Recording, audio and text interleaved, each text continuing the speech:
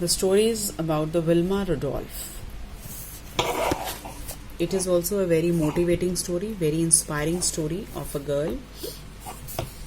Wilma Rudolph was born into a poor home in Tannese. Tannese is a name of a place. Wilma Rudolph ये एक poor घर में पैदा हुई थी. इनकी फैमिली बहुत पुअर थी. At the age of 4, she had a double pneumonia. When she was of 4 years old, जब वो 4 years की थी, she had a double pneumonia. Double pneumonia आपको मालूम है, जब आपको बहुत ज़्यादा चेस्ट कंजेशन हो जाती है, निमोनिया हो जाता है ठंड की वजह से. And with scarlet fever. ये फीवर भी बहुत डेडली होता है बच्चे. उस वक्त ये बहुत चलता था इनके टाइम पे, पुराने टाइम में, क्योंकि उस वक्त इतनी वैक्सीनेशंस नहीं आई थी इतनी जैसे आज की डेट में. कोविड की अभी तक वैक्सीनेशन नहीं बनी है ना, तो उस वक्त ये भी बहुत डेडली फीवर होता था. आपकी बॉडी को अंदर तक इफेक्ट कर देता था. निमोनिया भी आज भी अगर बिगड़ जाए तो ये इससे डेथ भी हो सकती है इंसान की. ऐसे ही स्कारलेट फीवर जो था ये भी बहुत डेडली था. तो इनको 4 इयर्स की एज में ये दोनों डबल निमोनिया मीन्स खूब चेस्ट कंजेशन थी, बहुत ज़्यादा ज़बरदस्त इनको निमोनिया हो गया था विद द स्कारलेट फीवर, और साथ में ये वाला फीवर हो गया इनको. अ डेडली कॉम्बिनेशन, वो भी लिख रहे हैं. विच left her paralysed with polio. और उसका इफेक्ट क्या हुआ कि उनको पोलियो हो गया. विल्मा, पोलियो तो आप समझते हैं ना, when you can't walk properly, your one leg is affected with polio. So she had to wear a brace and the doctor said that she would never put her foot on earth.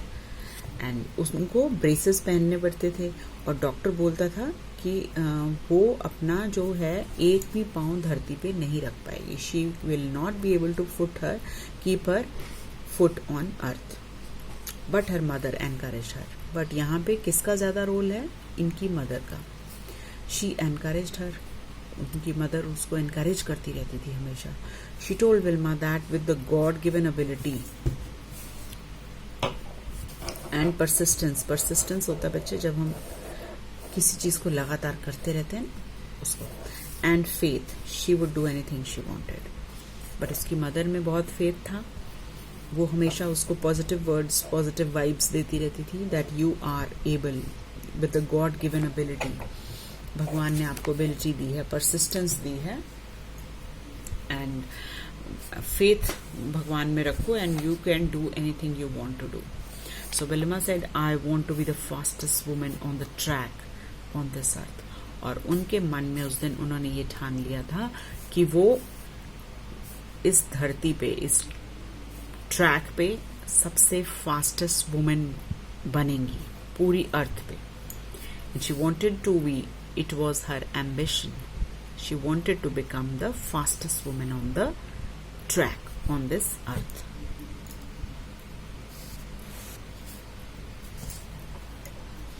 At the age of 9, against the advice of doctors, she removed the brace.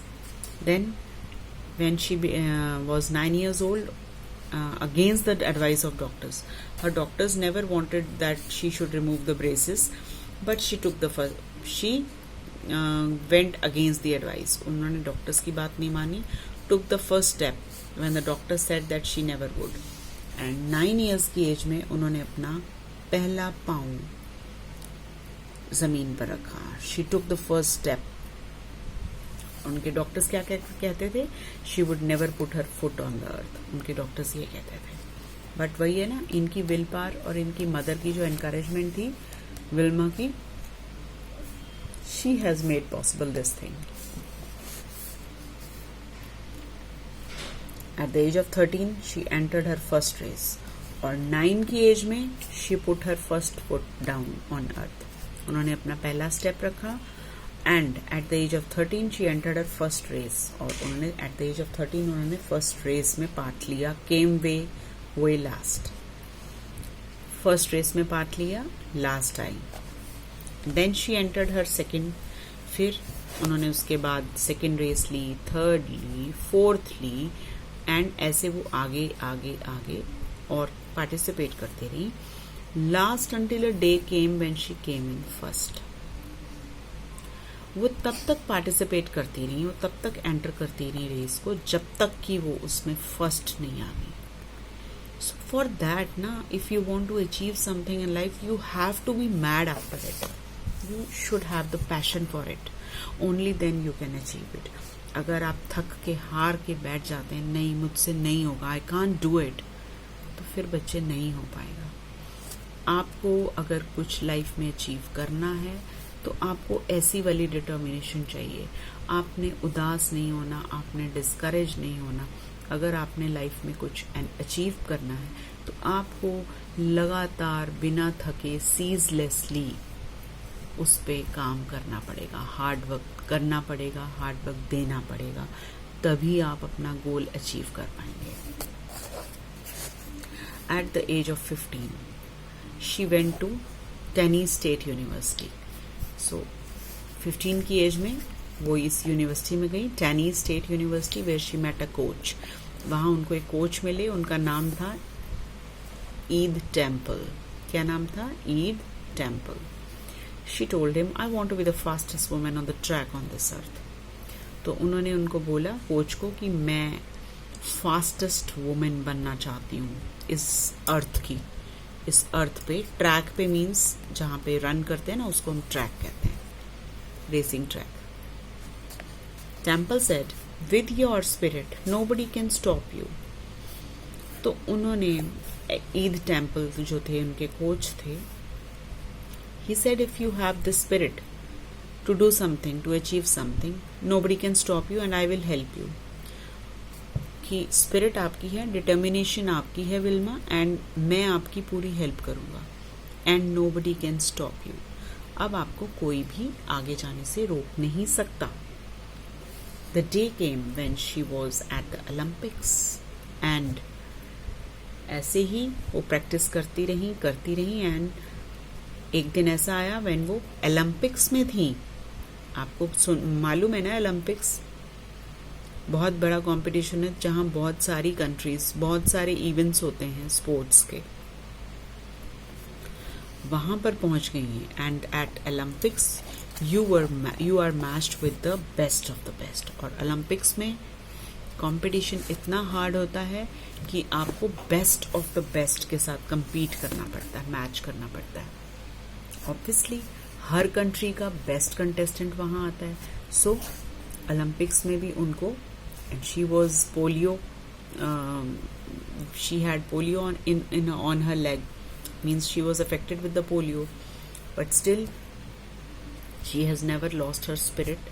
She also had an undying spirit, and with her undying spirit and determination and willpower, she entered the Olympics, and there she was matched against a woman named जूटा हेन। और वहां पे उनको इस women जूटा हीन, इनके against match किया गया, who had never been beaten. और ये लेडी जो जूटा हीन थी, ये कभी भी हारी नहीं थी। इसको किसी ने बीट नहीं किया था तब तक, जब तक विल्मा रुडोल्फ नहीं आई थी। The first event was 100 meters race. First event में इन्होंने पार्टिसिपेट किया, 100 मीटर्स रेस थी। Wilma beat Jutta and won her first gold medal. Wilma ने फर्स्ट 100 मीटर्स रेस में जूटा को डिफीट किया, जो कभी डिफीटेड नहीं थी, उसको बीट किया विल्मा ने। पहला फर्स्ट गोल्ड मेडल अचीव किया। Second event was 200 meter race. फिर 200 मीटर रेस लिया, again Wilma beat Jutta second time and won her second gold medal. उन्होंने सेकेंड गोल्ड मेडल लिया अपना। Third event was 400 meter relay. Third event उनकी 400 meter थी, relay race थी। She was racing against Jutta one more time. इसमें भी वो Jutta के अगेंस्ट थी। In the relay the fastest person always runs the last lap. Relay होता है बच्चे, जब वहां पे 4 कंटेस्टेंट्स होते हैं, आपको यहां तक जाना है, यहां से आप बेटन देते हैं सेकंड को, वो बेटन कैरी करता है तो थर्ड के पास आता है, थर्ड वाले को बेटन देते हैं, थर्ड वाला जाके फोर्थ वाले को देता है, फिर फोर्थ वाला रन करके एंड तक पहुंचता है, तो इसे रिले रेस कहते हैं। और जो लास्ट होता है ना बच्चे, द फास्टेस्ट पर्सन जो होता है वो लास्ट वाली लैप को पार्ट में होता है. They both anchored their teams. और इन दोनों ने, विल्मा और जूटा ने अपनी टीम्स को एंकर किया था, मीन्स कोऑर्डिनेट किया हुआ था. क्योंकि इधर से विल्मा स्ट्रांग थी, उधर से जूटा स्ट्रांग थी, तो ये दोनों ने कोऑर्डिनेट किया हुआ था अपनी टीम को. द फर्स्ट 3 पीपल रैन. पहले 3 लोग भागे, रैन, चेंज द बेटन. आसानी से उन्होंने बेटन चेंज किया. And when it came to Wilma's turn, और जब विल्मा की टर्न आई तो शी ड्रॉप द बेकन. और जब विल्मा की टर्न आई तो उन्होंने बेटन गिरा दिया.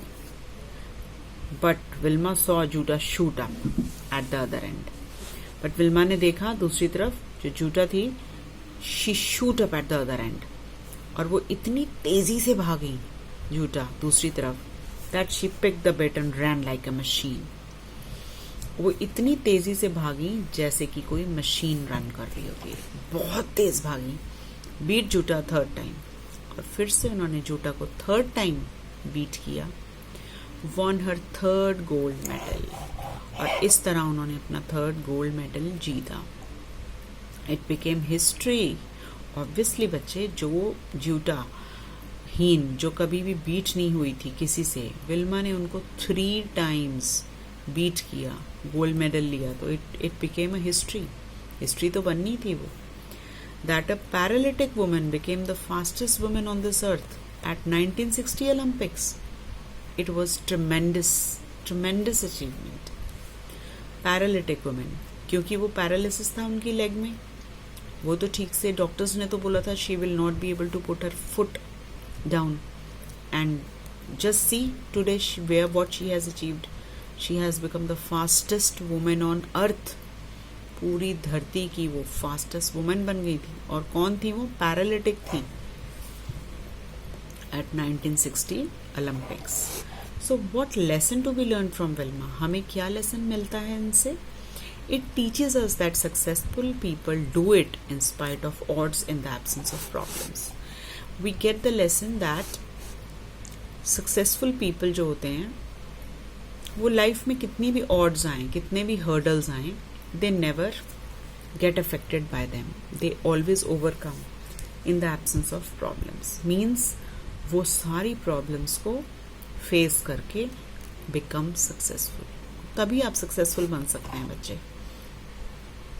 When we hear or read stories of people who have turned adversity into opportunity, doesn't it motivate us? जब हम ऐसी स्टोरीज सुनते हैं, जैसे अभी हमने सुधा चंद्रन की स्टोरी सुनी, she is also special, and now this is the Wilma Rudolph story. She was also paralyzed and Sudha Chandran had an amputated leg, and in spite of that she became a great dancer.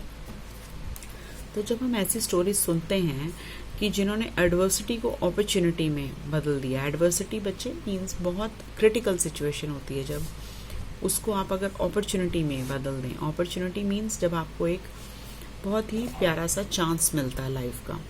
ठीक है.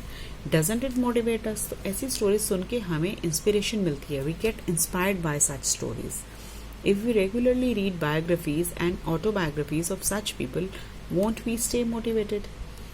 So what he wants to say is that, what the author wants to say is that we should read such biographies and autobiographies. Biographies होता है बच्चे life story of a great personalities, and autobiography होता है when you write your own story yourself. That is called autobiography. Biography when you are writing someone's other life story. Suppose if I write the biography of Gandhi ji, so it will be a biography. But if Gandhi ji writes his own story, that will become the autobiography. Got it? तो हमें क्या करना चाहिए? Regularly ऐसी we should read such inspiring biographies and autobiographies of such people. Won't we stay motivated? तो हमें motivated रहने के लिए we should keep on reading these type of inspiring and motivated biographies and autobiographies. I will send you the word meanings, vocabulary also in the next lecture. Okay.